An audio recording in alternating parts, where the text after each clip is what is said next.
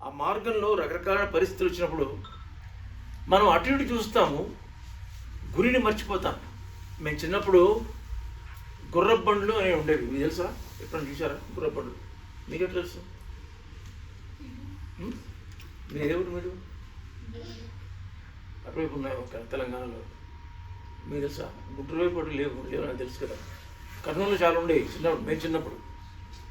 ఆ గుర్రానికి అవి కడతారు, ఇట్లా ఇట్లా కడతారు అంటే ఓపెన్గా చూడడానికి లేదు. అది ఇట్లా కడితే ఎట్లా చూస్తాం? డైరెక్ట్గా మాత్రం చూస్తాం కదా. కాబట్టి ఎందుకంటే ఈ గుర్రాలు అటు ఇటు చూసి భయపడి, లేకపోతే ఎవడైనా ఏమైనా చేస్తాడేమో అని భయపడి అటు ఇటు వెళ్ళిపోతే లోపల ఉన్నటువంటి వాళ్ళు పడిపోతారు కదా. అందుకని ఇట్లా కడతారన్నమాట వాటికి. మనం కూడా కట్టుకోవాలి.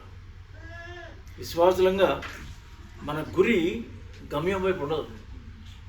ఎందుకు ఉండదు? ఊరికనే ఉండకపోవడం కాదు, మనకున్నటువంటి పరిస్థితులను బట్టి. నాకు అయిపోయింది ఓపీటీ కూడా అయిపోయింది, స్టెమ్ ఓపీటీలో ఉన్నాను నేను. ఇంకా కొన్ని రోజులు ఉంటే నాకు ఉద్యోగం రావాలా, ఉద్యోగం రావడం లేదు. మరి ఎట్లా? దాని యొక్క లూప్ హోల్స్, దాని నుండి తప్పించుకునే మార్గాలు, మరి ఏ రకంగా ప్రయత్నం చేయాలా, వీటన్నిటిని గురించి భూతద్దం పెట్టి ధ్యానిస్తాం కదా. కానీ అదే భూతద్దాన్ని తీసుకొచ్చి వాక్యము దేవుని మీద పెడితే మన విశ్వాసం బలపరచబడుతుంది. మనం దేవుని మీద ఎక్కువ గురి పెట్టకుండా మన సమస్యల వైపు పెడతాం. అందుకే మన గురిని, గమ్యాన్ని మనం చేరలేం. కాబట్టి నిజమైనటువంటి విశ్వాసి తన యొక్క గురిని తన ఎదురుగా ఉన్నటువంటి దాని కొరకు పరిగెత్తాడు. దయచేసి చూడండి 18వ అధ్యాయము, క్షమించండి, ఇర్మియా గ్రంథం 32వ అధ్యాయము 27వ వచనం. ఇర్మియా గ్రంథం 32:27వ వచనం.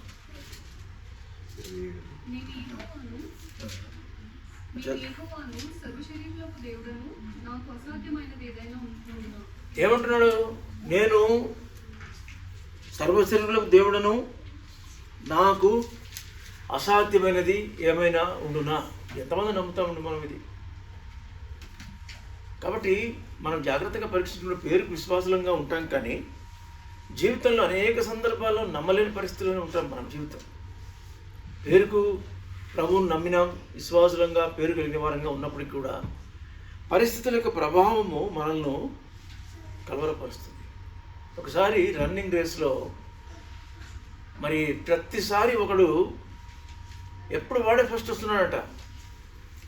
కాబట్టి కొంతమంది మరి కుయుక్తితో, కుట్రతో ఏం చేశారంటే, ఈసారి వీడు కాదు మరి ఇంకొకడు ఉన్నాడు, వాడి ప్రత్యర్థి, వాడు ఎట్లయినా ఈ రన్నింగ్ రేస్లో ఫస్ట్ రావాలని మరి ప్రయత్నం చేసి మరి వాళ్ళు మరి ఏం చేశారంటే, రన్నింగ్ రేస్ ప్రారంభించబడింది.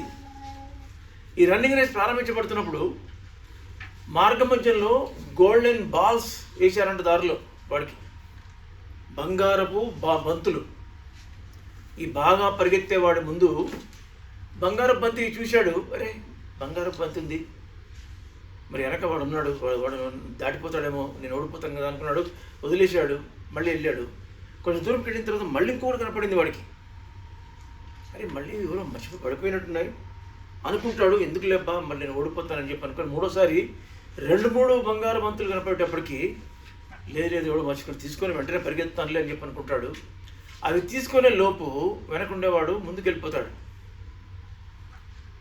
దాన్ని బట్టి ఏమవుతుందంటే, ఎప్పుడు ఓటమి లేనివాడు ఈ యొక్క బంగారు బంతులు అనేటువంటి వాడు తీసుకున్నాడు కాబట్టి, దాని కొరకు ఆగాడు కాబట్టి, వెనక ఉండేవాడు ఎప్పుడూ ముందు ఫస్ట్ రాడు, వాడు మొదట రావడానికి అవకాశం ఏర్పడింది. కాబట్టి తన యొక్క గురిని మర్చిపోయాడు. విశ్వాసులంగా మన యొక్క గురిని మనం మర్చిపోవడానికి కారణం ఏంటంటే, లోకంలో ఉండే శోధనలు, అది ఇది, వాళ్ళు సహాయం చేస్తారు, వీళ్ళు సహాయం చేస్తారు. నిజమే, దేవుడు అనుమతిస్తేనే ఎవరైనా మనకు సహాయం చేయగలరు. కాబట్టి అటు ఇటు చూసి మన గమ్యాన్ని మనం మర్చిపోవడం ద్వారా జీవితంలో ఓడిపోవడానికి అవకాశం ఉంది. చివరికి ఏమైంది, వాడు వెళ్ళి ఆ బంగారపు బంతులను దొరికాయని తీసుకెళ్ళి బంగారపు షాపు తీసుకెళ్తే అవి బంగారం కాదు, ఏం కాదు, ఇత్తడి వేయి అని చెప్పారంట. కాబట్టి మనము దేవుని యొక్క మార్గంలో వెళ్ళే ఆ గురిని కాకుండా ఇటువంటి చూసి ఒకవేళ మనం ఇటువంటి వెళ్తే మనం సాధించేది ఏమి ఉండదు. ఆ మంచి బాగా పరిగెత్తగలిగినటువంటి వాడు ఆ బంగారపు బంతులు చూసేటప్పటికి శోధింపబడ్డాడు. మనం కూడా అంతే, దేవుణ్ణి మర్చిపోయి దేవుని యొక్క మార్గం కాకుండా శోధింపబడడానికి ప్రయత్నం చేసే వారంగా ఉంటాం. దానియేలు, షడ్రక్ మెషక్ అబేద్నెగోలు దానియేలు గ్రంథం 3వ అధ్యాయంలో ఏం జరిగింది చదవండి దయచేసి. దానియేలు గ్రంథం 3వ అధ్యాయము 17-18 వచనాలు. వారు ఒక మంచి గురితో ప్రారంభించినారు. మేము సేవించుచున్న దేవుడు మండుచున్న వేడిమి గల ఈ అగ్నిగుండములో నుండి మమ్మల్ని తప్పించి రక్షించుటకు సమర్థుడు, మరియు నీ వశమున పడకుండా ఆయన మమ్మల్ని రక్షించును. ఒకవేళ ఆయన రక్షింపకపోయినను, రాజా, నీ దేవతలను మేము పూజింపమనియు నీవు నిలవబెట్టించిన బంగారు ప్రతిమకు నమస్కరింపమనియు తెలుసుకునము. కాబట్టి ఇక్కడ వారి యొక్క గురి ఏంటంటే, మేము దేవుణ్ణి తప్ప ఎవరికి సాగిలపడం. ఈ యొక్క పరిస్థితిలో ఉన్నప్పుడు వాళ్ళు రాజు దగ్గర ఉన్నారు. వాళ్ళు రాజుతో పెట్టుకుంటే సామాన్యమా? ఒక చిన్న పోలీసుతో పెట్టుకుంటేనే కష్టం మనకు. అటువంటిది రాజుతో పెట్టుకున్నారు. ఎందుకు? వాళ్ళకున్న ధైర్యం ఏంటి? వాళ్ళ గురి ఉంది వాళ్ళకి. ఏంటి ఆ గురి? నా దేవుడు ఆయన నిజమైన దేవుడు, నేనంటూ సాగిలపడితే నేను నమ్మే నిజమైన దేవుడు అయినటువంటి దేవునికి మాత్రమే నేను సాగిలపడతాను అన్నది ఈ విశ్వాసులైనటువంటి షడ్రక్ మెషక్ అబేద్నెగోల యొక్క గురి. కాబట్టి వారి యొక్క గురిని తప్పించడానికి రాజులు, విగ్రహాలు అన్నీ అడ్డొస్తున్నాయి. వారు ఏమాత్రం కూడా అటు చూసి మరి వారి యొక్క గురిని మర్చిపోలేదు. వాళ్ళు చిన్న విషయం కాదు. ఒకవేళ వారి యొక్క గమ్యాన్ని చేరాలంటే, వారి యొక్క గురి వైపు వాళ్ళు వెళ్ళాలంటే వారికి మధ్యలో ఒక అడ్డొచ్చింది. ఏమొచ్చిందన్నమాట? షడ్రక్ మెషక్ అబేద్నెగోలకు ఒక గురి, వాళ్ళ యొక్క గురికి పోతున్నప్పుడు గురికి చేరకుండా ఒక అడ్డ వచ్చింది. ఏమొచ్చింది? రాజు చెప్పాడు కదా. చెప్పినప్పుడు వాళ్ళ గురిని మార్చుకోకుండా అట్లే పోతున్నారు. అప్పుడు ఏమైంది లీల? టెస్ట్ చేసినాడు దేవుడు. ఆయన టెస్ట్లో పాస్ అయ్యారు, వెళ్తున్నారు ఇంకా అట్లే ముందుకి. ఏం టెస్ట్ పెట్టారు?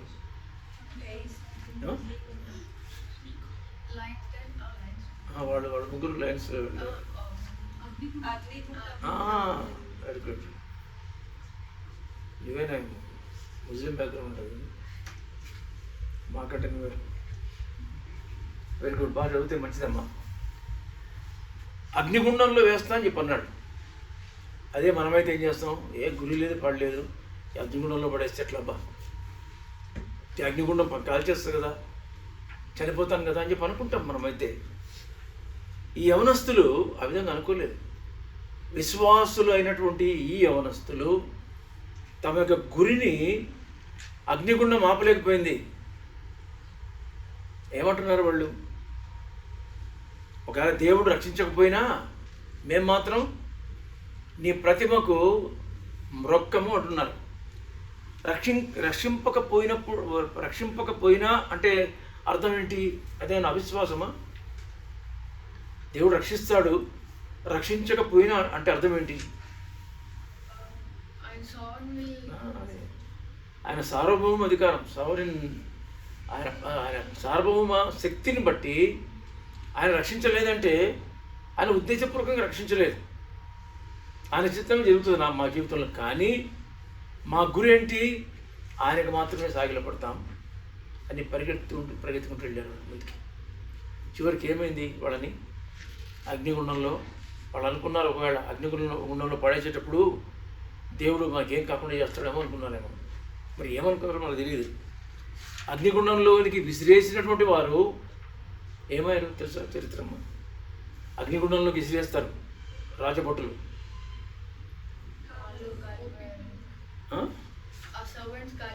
కాల్పి చచ్చిపోయారు. ఎవరైతే అలా దగ్గరికి వెళ్ళినటువంటి వాళ్ళు విసిరేస్తారు లోపలికి, వాళ్ళు చనిపోయారు ఆ హీట్కి. వీళ్ళకేం కాలేదు. ఎట్లేదు సాధ్యం? ఎక్కడో బయట నుండి వేస్తేనే చచ్చిపోతే వాళ్ళు, కాలిపోతే వాళ్ళు అగ్నిగుండంలో ఏమని రాసినారు? దాంట్లో చదవమ్మా, అది తిరుగుతున్నట్టుగా రాసింది అక్కడ. చదవండి ఎక్కడో అది. దానియేలు గ్రంథం 3వ అధ్యాయంలో 25 చదవండి. 20 అందుకు ఎన్నో వచ్చినాం కదా, 25 25 చదవండి. అందుకు రాజు, నేను నలుగురు మనుషులు బంధకములు లేక అగ్నిలో సంచరించుట చూచుచున్నాను. సంచరించడం ఏంటి? కాలిపోతున్న భయంకరమైనటువంటి వేడిలో సంచరించడం అంటే అర్థం ఏంటి? అల్లాడిపోతున్నారంటే ఆ వేడికి అల్లాడిపోతున్నారు, భయంకరమైన బాధ అనుభవిస్తున్నారు అని చెప్పాలి. సంచరిస్తున్నారంటే ఇప్పుడు ఇందాక ఒక అమ్మాయి కుక్కని తీసుకొని అక్కడ సంచరిస్తుంది అంటే హాయిగా తిరుగుతుందని అర్థం. వీళ్ళ పరిస్థితి అట్లే ఉంది. గుర్తుపెట్టుకోనండి, మనం దేవుని పిల్లలమైతే, విశ్వాసులమై దేవుని మీద నమ్మకం పెట్టిన వారమైతే భయపడకండి దేనికి కూడా. ఎందుకు? నీ గురి వైపే మీరు వెళ్ళడానికి ప్రయత్నం చేయండి. మధ్యలో అగ్నిగుండాలు వస్తాయి, లేకపోతే భయంకరమైన పరిస్థితులు వస్తాయి. ప్రభువుకి చెప్పండి, ప్రభా మా పితరులైనటువంటి షడ్రక్ మేషక్ అబేద్నెగోలు వారు విశ్వాసులు, వారి యొక్క గురిని వారు తప్పలేదు. నేను కూడా అదేవిధంగా జీవించాలనుకుంటున్నాను. నాకున్న పరిస్థితులు ఏం బాగలేదు, నాకున్న పరిస్థితులు ఎంతో కఠినంగా ఉన్నాయి. ఉంటానా ఊడిపోతానా అనే పరిస్థితులు నాకున్నాయి. కానీ ఒక విషయాన్ని మనం జ్ఞాపకం చేసుకోవాలి విశ్వాసంగా, ఈ పరిస్థితులన్నీ కూడా ప్రభు స్వాధీనంలో ఉంటాయి. కాబట్టి దేవుడు వారికి ఇచ్చే ధైర్యాన్ని బట్టి ఈ భయంకరమైనటువంటి అగ్నిగుండంలో వాళ్ళు సంచరిస్తున్నారు. వాళ్ళను బంధించి కాళ్ళు చేతులు కట్టేసి అగ్నిగుండంలోనికి పడేశారు కదమ్మ, అది విన్నావు కదా. కాళ్ళు చేతులు కట్టేసి అగ్నిగుండంలోనికి పడేసినప్పుడు మరి వాళ్ళు అగ్నిగుండంలో సంచరిస్తున్నారంటే ఎట్లా సాధ్యమైనది?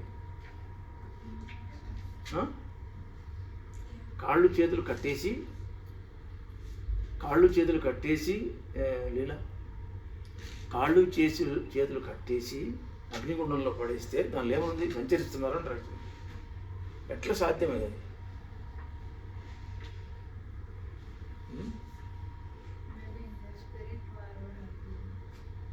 కట్టేశారు కదా.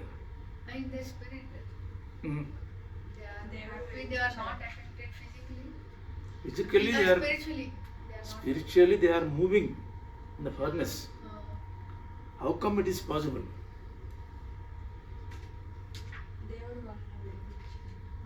మంచిది, దగ్గరికి వచ్చేసావు చెప్పడం, కరెక్ట్ చెప్తున్నావు నువ్వు.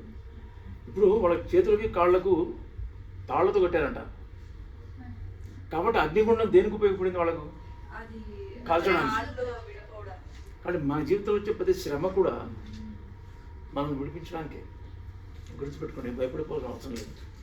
మనం వెళ్ళే మార్గంలో వచ్చే అగ్నిగుండాలు కానీ, కట్టేసినటువంటి పరిస్థితులు కానీ, నీకు వచ్చిన శ్రమనే నిన్నేం చేస్తుంది? విడిపిస్తుంది. ఇప్పుడు ఐగుప్తు నుండి బయలుదేరిన తర్వాత మార్గ మధ్యంలో ఇశ్రాయేలుకి ఏమొడ్డు వచ్చింది? ఎర్ర సముద్రం ఉంటుంది. ఎర్ర సముద్రం వచ్చింది కాబట్టి దేవుడు రోడ్డు వేరే రోడ్డు పెట్టాడా? దాన్నే ఏదైతే ఎక్కడైతే అడ్డు ఉందో అడ్డులోనే దారి పెట్టాడు. అంతే కదా. వీళ్ళ విషయం కూడా అంతే. ఏదైతే వీరిని కాల్చివేయాలనో అక్కడ నుంచి ఏమైంది? దేవుడు అక్కడ నుంచి వాళ్ళు బయటకు ఎట్లా ఇచ్చారు? రాయల్ వెల్కమ్ వాళ్ళకి బయటికి. అరే నలుగురు ఉన్నారా వాళ్ళతో, ముగ్గురిని వేస్తే దేవుని యొక్క దేవదూతల రూపం ఉంది కాబట్టి దేవుడు వారితో ఉన్నాడు, మీతో ఉంటాడు, మనతో ఉంటాడు. విశ్వాస యొక్క జీవితంలో ఎప్పుడు కూడా దేవుడు మనల్ని ఎప్పుడు విడిచిపెట్టాడు. యుగ సమాప్తి వరకు సదాకాలము మీతో కూడా ఉంటాను అన్నాడు. కానీ గుర్తుపెట్టుకోనండి, పరిశుద్ధాత్మ దేవుడు మనలో ఉంటాడు, మనల్ని నడిపిస్తాడు. మన ప్రతి పరిస్థితిలో మన మానసికంగా శారీరకంగా కృంగిపోతున్నప్పుడు హృదయంలో ఉన్నటువంటి పరిశుద్ధాత్ముడు మనల్ని ఆదరిస్తూ ఉంటాడు. మనం కేర్ చేయం, మనల్ని ఆదరిస్తూ ఉంటాడు. భయపడద్దు అంటే ఎట్లా భయపడకుండా ఉంటాం? ఎదురుగా అగ్నిగుండం కనపడుతుంది, ఎదురుగా ఎర్ర సముద్రం ఉంది, ఎట్లా అంటామే కానీ పరిశుద్ధాత్మ యొక్క ఆదరణ మాటలు మనకు అర్థం కావు. ఇప్పుడు మనకు కూడా అంతే ఉంటుంది. మనం వెళ్ళే పరిస్థితులు అగ్నిగుండాలు ఉండొచ్చు, ఆ అగ్నిగుండాలే మనల్ని విడుదల చేస్తాయి. కాబట్టి వారి యొక్క గురి ఏంటంటే స్ట్రైట్గా దేవుని యొక్క మాట ప్రకారం జీవించాలా, దేవుణ్ణి మాత్రమే ఆరాధించాలని వారి యొక్క ఉద్దేశం. కాబట్టి ఇక్కడ మనం గమనించవలసిన విషయం ఏంటంటే దేవుడు ఎప్పుడు కూడా మన జీవితంలో మన ప్రార్థన ఎప్పుడు కూడా త్రోసివేయడు. దేవుని పేరు ఏంటంటే ప్రార్థన గురించి మనం చెప్పుకుంటే ప్రార్థన గురించి ఏం చెప్పచ్చు మనం? కొన్ని వచనాలు. ప్రార్థన ఆలకించే దేవుడు అని చెప్తాం కదా, ప్రార్థన ఆలకించే దేవుడు అని చెప్తాం కదా. కాబట్టి దేవుడు మన ప్రార్థన వినడా, ఆలకించడా? ఆలకిస్తాడు తప్పకుండా. కాబట్టి ప్రార్థన ఆలకించే దేవుడు. కొన్నిసార్లు మనం వెళ్ళే మార్గాన్ని గురించి మనం ఆలోచిస్తుంటాం. యాకోబు జీవితంలో ఏమైందంటే యాకోబు మోసం చేశాడు వాళ్ళ అన్నని, వాళ్ళ నాన్నను. మోసం చేసిన తర్వాత ఏమైంది? బాగా సంపాదించాడు, మల్టీ మిలియనీర్ అయిపోయాడు. ఎవరు? జేకబ్. మల్టీ మిలియనీర్ అంట ఆయన. కోట్లు ఎవరో లెక్కేసి చెప్తారు, ఆయన కోట్లు సంపాదించేసాడు. తను ఒక నది ఎబ్బోకు రేవు దాటేస్తాడు కదా, తెలుసా? ఆ ఎబ్బోకు రేవు. ఎబ్బోకు రేవు దాటినప్పుడు ఎంత ఆస్తి తనకుంది దాని దగ్గర ఉంది. ఆదికాండంలో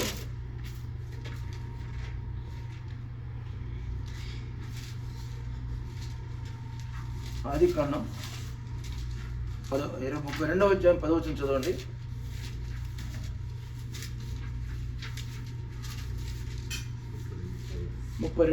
ఆదికాండం దయచేసి చదవండి. నీవు నీ సేవకునికి చేసిన సమస్తమైన ఉపకారములకును సమస్త సత్యములకును అపాత్రుడను. ఎట్లనగా నా చేతి కర్రతో మాత్రమే ఈ యోర్దాను దాటి తిని. కాబట్టి చాలండి. ఇక్కడ రాయబడ్డ మాట ఏంటంటే కేవలము మరి యాకోబు యొక్క ఆస్తి ఏంటి? ఈ మా వాక్యం ప్రకారం యాకోబుకి ఆస్తి ఏంటి? ఏంటి యాకోబు ఆస్తి? చేతికర్రే. చేతికర్ర మాత్రమే యాకోబు యొక్క ఆస్తి. ఇప్పుడు యాకోబు విస్తారమైన ఆస్తి తీసుకొని బయలుదేరాడు. కానీ బయలుదేరిన తర్వాత ఏమైందంటే ఒక దగ్గరకు వచ్చిన తర్వాత తనకు కొన్ని వార్తలు వినపడ్డాయి. ఏంటంటే మీ అన్న వస్తున్నాడు నీ మీదికి, 400 మందితో వస్తున్నాడు. చూడండి ఎక్కడుందో ఆ మాట, ఆ భాగము. ఈ 400 మందితో వస్తున్నాడు, నీ సంగతి అంతే. నువ్వు ఒకప్పుడు వాళ్ళని మోసం చేసావు కదా. దయచేసి చదవండి, 32:6 వచ్చిన చదవండి. 32:6.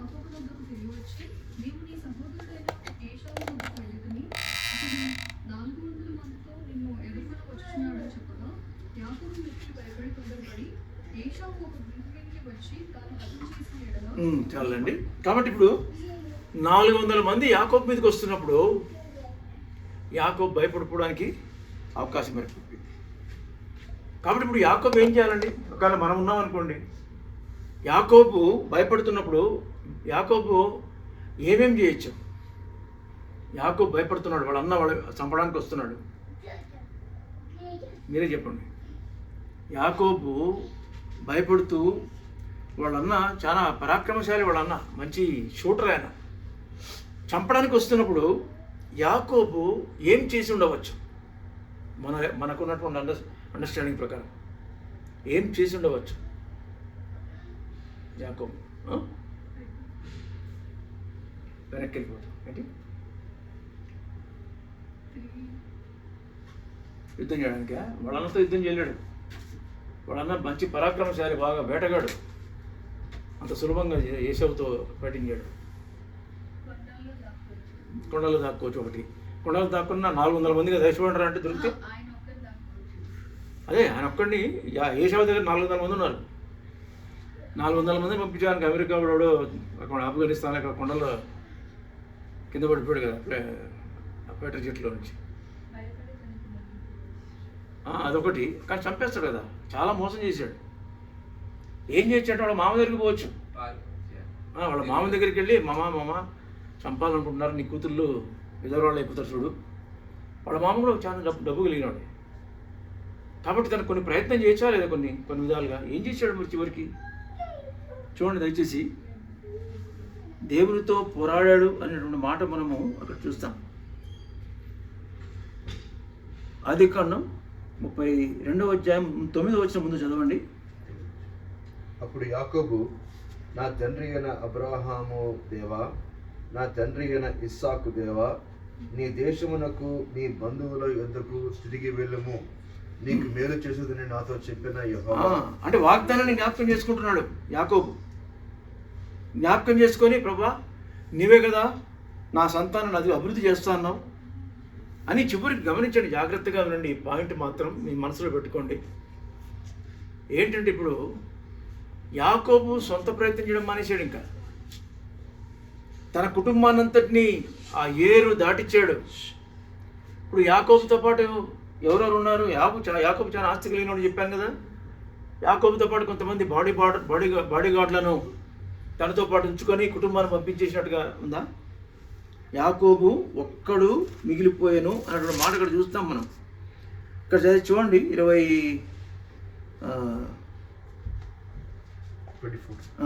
చదవండి, 24 చదవండి.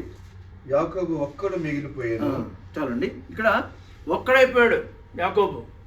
వినండి జాగ్రత్తగా అందరూ, యవనస్తులు మీరు చాలామంది, తర్వాత మీకు అనేక రకాలైన పరిస్థితులు ఉంటాయి కదా మీ జీవితంలో, పెద్దవాళ్ళమైన ఎవరుమైనా. ప్రార్థన అనేది ఏకాంతంగా ప్రభుతో గడపడం అనేది ఒక ప్రాముఖ్యమైన ఒక పద్ధతి. ఏకాంతంగా ప్రభుతో గడపడం అన్నది ప్రాముఖ్యమైన విషయం, గుర్తుపెట్టుకోండి. సమస్యలు వస్తే అన్ని విధాలుగా ప్రయత్నం చేస్తాం, కానీ మోకాళ్ళు వంగి అన్నీ మానేసి ఫోన్లు ఆఫ్ చేసి ఎవరికి అందుబాటులో ఉండకుండా ఏకాంతంగా కొంత సమయం ఎప్పుడైనా గడిపిన అనుభవం ఉంది? ఎప్పుడైనా ఎవరికి సంబంధం లేకుండా నేను ప్రభుత్వం మాత్రం ప్రార్థన చేస్తాను, ఇప్పుడు చేశారా? చేయండి, పర్వాలేదు, ఎప్పుడైనా చేయండి, దేవుడు మీతో మాట్లాడతాడు. ఇప్పుడు యాకోబు వెరీ రిచ్ మ్యాన్. ఎన్ని పశువులు ఉన్నాయంటే ఆయనకి, ఎంతమంది పనివాళ్ళు ఉన్నారంటే, కుటుంబంలో ఎంతమంది పిల్లలు తనకున్నారు. అప్పటికే 12 మంది పిల్లలు, 13 మంది అమ్మాయితో పాటు అనుకుందాం. మరి ఇంతమంది పిల్లలు, భార్యను, ఆస్తిని, ఇదేది పనికిరాదు అనుకున్నాడు ఇప్పుడు. అంతే కదా, ఇదేది పనికిరాదు నాకు అనుకొని అన్ని పంపించేసాడు అవతలికి, నది అవతలికి పంపించేసి తను ఒక్కడే మిగిలిపోయాడు అక్కడ. అంటే ఇప్పుడు ఎవరితో ఉన్నాడు? దేవునితో సంబంధం గడిపి నేను దేవునికి చెప్పుకుంటాను అని ఇంకా ప్రారంభించాడు అక్కడ దేవునితో. అక్కడ చదవండి దయచేసి 24 వచ్చిన తర్వాత భాగం. ఒక నరుడు తెల్లవారు వరకు అతనితో పెరుగులాడాను. చదవండి. తాను అతని గెలవకుండా చూచి తొడగూటి మీద అతన్ని కొట్టెను. అప్పుడు అతడు ఆయనతో పెనుగులాడటం వలన యాకోబు తొడ గూడు వసిలేను. గుర్తుపెట్టుకోనండి, ప్రభుతో ఒంటరిగా మీ సమస్యలు ప్రభుకు చెప్పుకోండి. లోకంలో యాకోబు మంచి పని చేశాడా, చెడ్డ పని చేశాడా? మన ఆలోచన ప్రకారం యాకోబు ఈ పరిస్థితిలో వాళ్ళ నాన్నకు కానీ వాళ్ళ అన్నకు కానీ మోసం చేశాడా లేదా? మోసం చేశాడు కదా. కాబట్టి నీవు తప్పు చేసి ఉండొచ్చు, నువ్వు ఏదైనా దేవునికి అయిష్టమైనటువంటి కార్యంలో నువ్వు ఉన్నావేమో.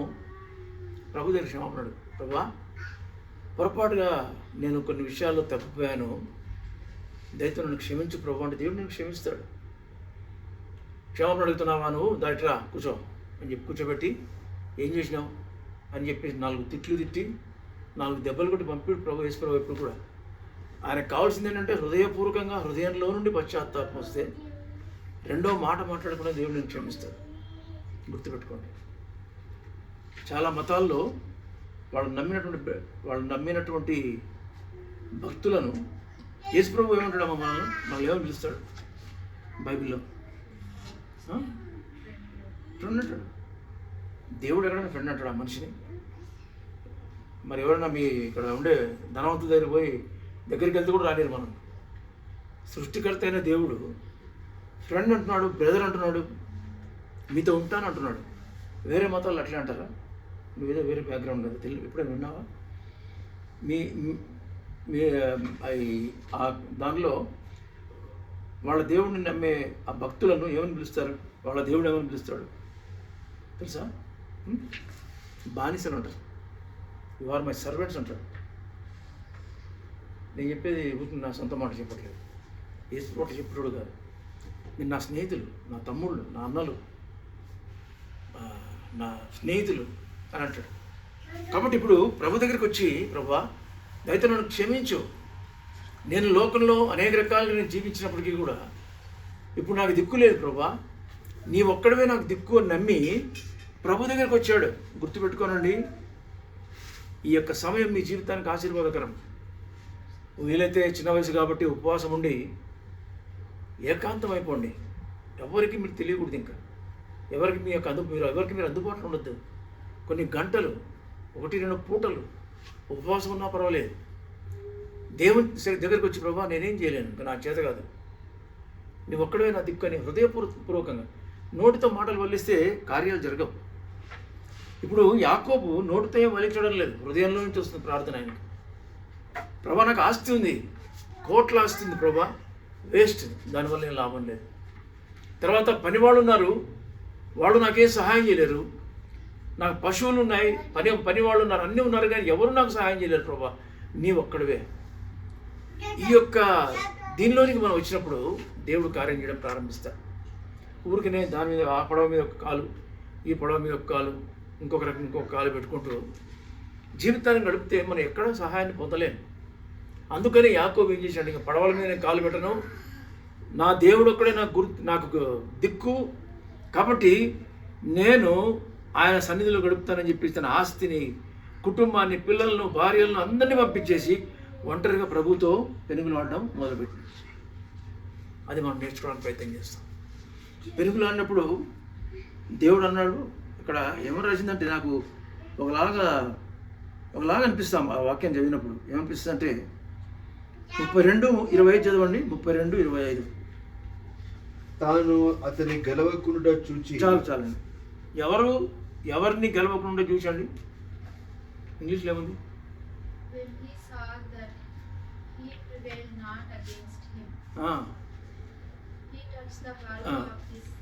అదే ఎవరు గెలవలేకపోయినారు? ఎవరు బైబిల్లో చూస్తున్నారు? ఎవరు మన దూత అంటే కొత్త నిబంధనలో, పాత నిబంధనలో దూత అంటే యేసుప్రభువు అని అర్థం. ఎవరు గెలవలేదంటే ఇప్పుడు అక్కడ చదువు, అది 25 వచనం.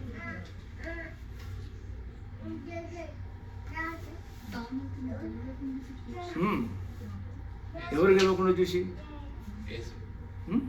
యేసుప్రభు దూత. ఎంతవరకు నిజం ఇది? పేరెంట్స్ పిల్లలతో ఫైటింగ్ చేస్తుంటాం. ఎప్పుడో చేశారు మీ పాపతో? చేస్తే మీ పాపని కొట్టంగానే పడిపోతాం. పడిపోయి అన్నాడు, యాక్షన్ చేస్తాం. అప్పుడు మీ పాప ఏమనుకుంటుంది, అబ్బా మా డాడీ నేను కొడితే కింద పడిపోయాడు అనుకుంటుంటుంది. అదే ఇది కూడా.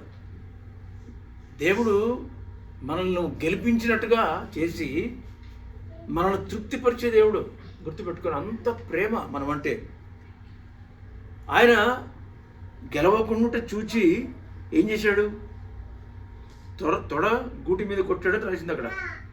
కానీ గుర్తుపెట్టుకోనండి, ప్రార్థన మానవుని యొక్క జీవితాన్ని మారుస్తుంది. ఇప్పుడు ఏమైంది? ఎక్కడ కొట్టాడండి? తొడగూటి మీద కొట్టాడని రాసింది కదా. ఇప్పుడు ఈ మాట జాగ్రత్తగా వినండి మీరు. ఏంటంటే, దేవుడు తొడగూటి మీద కొట్టిన తర్వాత గెలవకుండా చూసి తొడగూటి మీద కొట్టాడని చెప్పన్నాడు. అక్కడి నుండి యాకోబు యొక్క నడక మారిందా లేదమ్మా? మన జీవితంలో మనకు వచ్చిన సమస్యలు, ప్రభుత్వం మనం గడుపుతున్నప్పుడు కొన్నిసార్లు మనం దేవుడు తొడగూటి మీద కొట్టినట్టు చేస్తుంటాడు. ఎందుకంటే మన బిహేవియర్ మార్చడానికి, మన థాట్ ప్రాసెస్ మార్చడానికి. అది నష్టం కొరకు కాదు. ఇప్పుడు తర్వాత కర్ర పట్టుకుని నడుస్తున్నాడు ఎవరు? యాకోబు. కూర్చుంటాడు, లేయాలంటే సపోర్ట్ ఏం తీసుకుంటాడు? కర్ర మీద సపోర్ట్ తీసుకున్నప్పుడు విన్నారు ఎప్పుడన్నా? వాచ్ జాగ్రత్తగా చెప్తుంటాడు. కర్ర ఉంటుంది, కర్ర సపోర్ట్ చేసుకొని లేస్తాడు. అప్పుడు ఏం జ్ఞాపకం చేసుకుంటాడు? ఆ రోజు నేను ప్రార్థన చేస్తున్నప్పుడు దేవుడు నన్ను తొడగూటి మీద కొట్టాడు, వా నీవు లేకుండా నేనేం చేయలేని. లేచినప్పుడు ఆ కర్ర మీద హెల్ప్ తీసుకున్నప్పుడల్లా ఏమనుకుంటూ ఉంటాడు? దేవుడు జ్ఞాపకం చేసుకుంటాడు. కాబట్టి మన జీవితంలో వచ్చే ప్రతి శ్రమ, కష్టం, టెన్షన్తో నిండిపోయి ఉంటారు. ముఖ్యంగా ఇక్కడ ఏజెంట్లో చూస్తుంటాం కదా. మనం భయపడాల్సిన అవసరం లేదు. ప్రొవైడెడ్ దేవుని కొరకు కొంత సమయం కేటాయించుకోండి. ఒంటరిగా ఉండండి. మీ రూమ్లోనే ఎక్కడో చోట ఫోన్లు ఆఫ్ చేసేయండి. ప్రార్థన చేసుకోండి. ప్రభా, నేను యాకోబులాగా ఒంటరిగా నీతో పెరుగులు ఆడాలనుకుంటున్నాను. నేను మంచివాడని కాదు. యాకోబు మంచోడా? యాకోబు మంచోడేం కాదు, మోసగాడు. ఆయన పేరే మోసగాడు.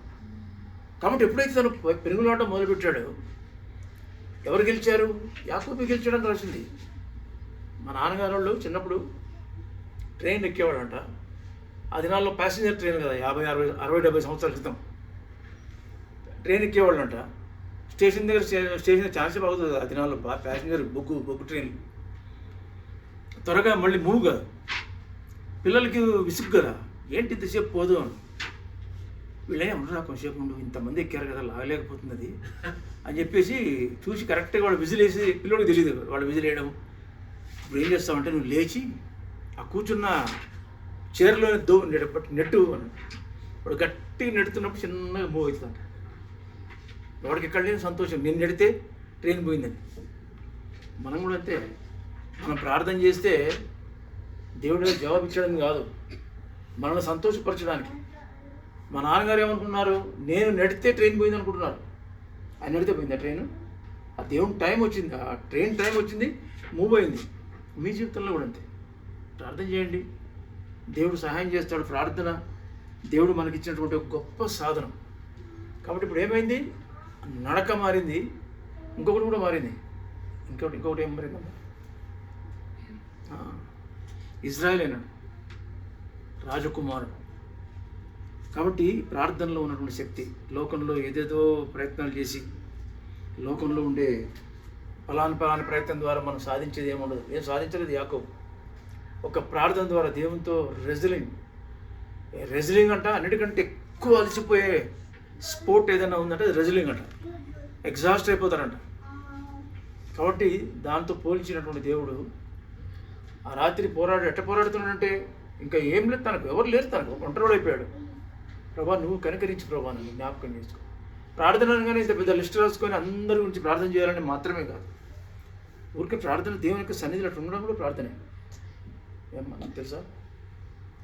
ప్రార్థన అంటే మేము కూడా చిన్నప్పుడు సండే స్కూల్లో ఉన్నప్పుడు వీబీఎస్లో అందరి గురించి ప్రార్థన చేయాలంటే లిస్ట్ అంతా రాసుకొని ప్రార్థన చేస్తే ఒక కన్ను తెచ్చి చూస్తే టైం అవుతుందని 1 నిమిషం అండి. వీళ్ళందరూ ప్రార్థన అయిన తర్వాత అది కాదు, మంచిదే, ప్రార్థన చేయడం మంచిదే. కానీ ప్రభు సన్నిధిలో మనం గడిపితే ఒకలాంటి శక్తి దేవుడు ఇస్తాడు. గుర్తుపెట్టుకోండి, ఇది సొంతంగా అనుభవించింది. బ్రదర్ పొద్దున ఉపవాసం ఉంటారని సిస్టర్ అడిగింది పొద్దున్న. నేను అప్పుడే ఆలోచించాను, నేను ఎక్కువ ఉపవాసం ఉన్నాను. నాకు హార్ట్ అటాక్ వచ్చింది 2012లో, మ్యాసివ్ హార్ట్ అటాక్. దాదాపు 100% అందరికీ మెసేజ్ కూడా పెట్టేశారు. David Aravindam gone to be with the lord అని మెసేజ్, చచ్చిపోయాడని చెప్పి మెసేజ్ కూడా పెట్టేశారు.